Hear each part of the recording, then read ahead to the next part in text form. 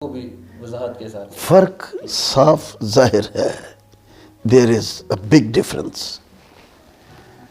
ایلیا زندہ اٹھایا گیا ہے، اوکے، اور ہنوک زندہ ہی غائب کر لیا گیا.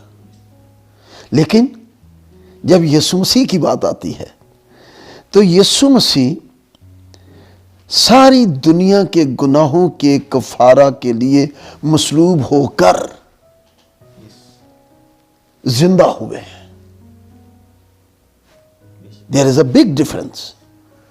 وہ ان کا زندہ اٹھایا جانا اور بات ہے، لیکن یسوع مسیح کا جو ہے ابھی ہم نے پڑھا بھی لوکا کی انجیل میں، متی کی انجیل میں سے بھی خود یسوع نے کہا کہ میں گناہ گاروں کے حوالے کیا جاؤں گا، قتل کیا جاؤں گا اور تیسرے دن جی اٹھوں گا. تو یسوع مسیح کا جی اٹھنا جو ہے ایلیا اور ہنوک سے بالکل ہٹ کر ہے. حالانکہ آئی انڈرسٹینڈ کئی اس کوشش میں رہتے ہیں کہ ان کا زندہ اٹھایا جانا مانا جائے اور منوایا جائے، لیکن یہ بات جو ہے یہ خوشخبری پر پردہ ہے. اور ابلیس کی ہمیشہ یہ کوشش رہی ہے کہ خوشخبری پر پردہ پڑا جائے. تو پولس نے کہا کہ یہی تو خوشخبری ہے کہ مسیح کتاب مقدس کے مطابق ہمارے گناہوں کے لیے موا، دفن ہوا، اور تیسرا سٹیپ اور تیسرے دن جی اٹھا، پھر وہ آسمان پر اٹھایا جاتا ہے. اوکے، علی ایک بڑی سی پکچر ایسی بھی بنا کے لوگوں کو دکھانے کی کوشش کرتے ہیں کہ ان کے ہاتھ میں کوئی زخم نہیں ہے، پاؤں میں نہیں ہے، لیکن وہ 2 نمبر کام ہے اکارڈنگ ٹو بائبل نہیں ہے. لیکن ہمارے لیے جو بیسک سچائی ہے وہ اکارڈنگ ٹو بائبل. اوکے، تو وہ 40 دن اپنے حواریوں اور شاگردوں کو ملتے رہے اور ان کو مضبوط کرتے رہے اور اپنے جی اٹھنے کے ثبوت دیتے رہے.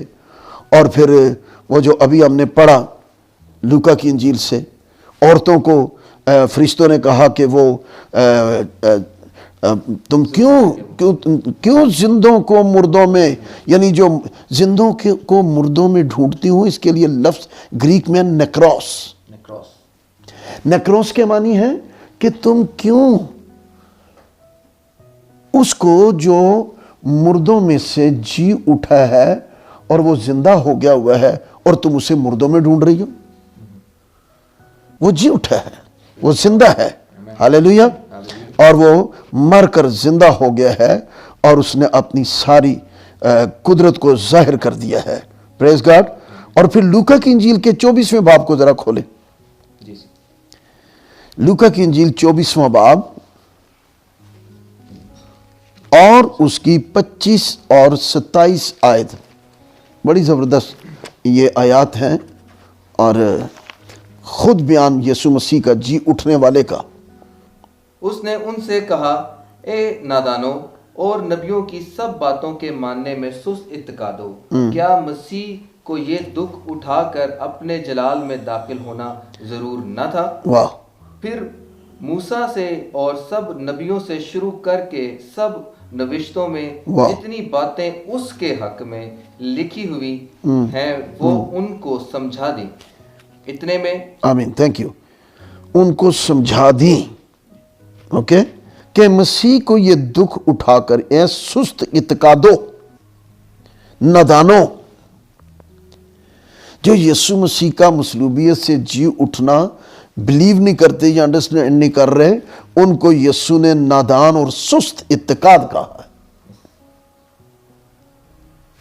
سخت الفاظ استعمال ہوئے ہیں کیونکہ یہی تو بنیادی سچائی ہے مسیحت کی. اسی پر تو مسیحت کھڑی ہے، یہی تو فاؤنڈیشن ہے اس کا مصلوب ہونا، دفن ہونا اور جی اٹھنا. اور ابلیس اسی سچائی پر تو وار کرتا رہتا ہے کہ لوگوں کے اندر سے یہ سچائی ختم ہو جائے. سو یسوع نے جو مردوں میں سے جی اٹھا ہے وہ باتیں کر رہے ہیں ان سے. یہ اماؤس کی راہ پر جانے والے 2 شخص ہیں.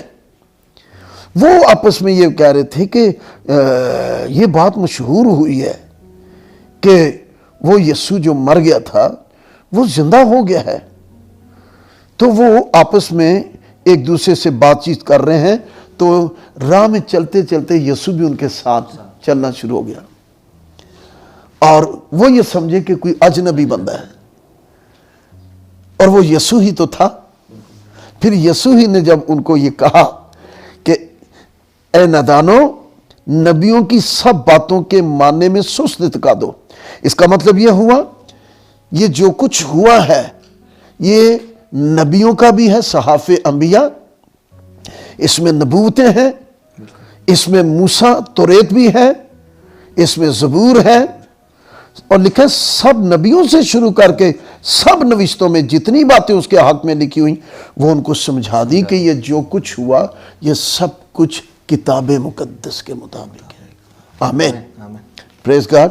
تو ہم خداوند کے نام کو عزت اور جلال دیتے ہیں اس بات کے لیے کہ ہماری سیلیبریشن جو ہے یہ according to scripture, according to holy Bible. آمین. سو خداوند کے نام کو جلال کہ وہ زندہ ہے اور لکھا ہے ہماری شفاعت کے لیے, ہماری شفاعت کے لیے بڑی بات ہے, اب تک زندہ ہے. آمین.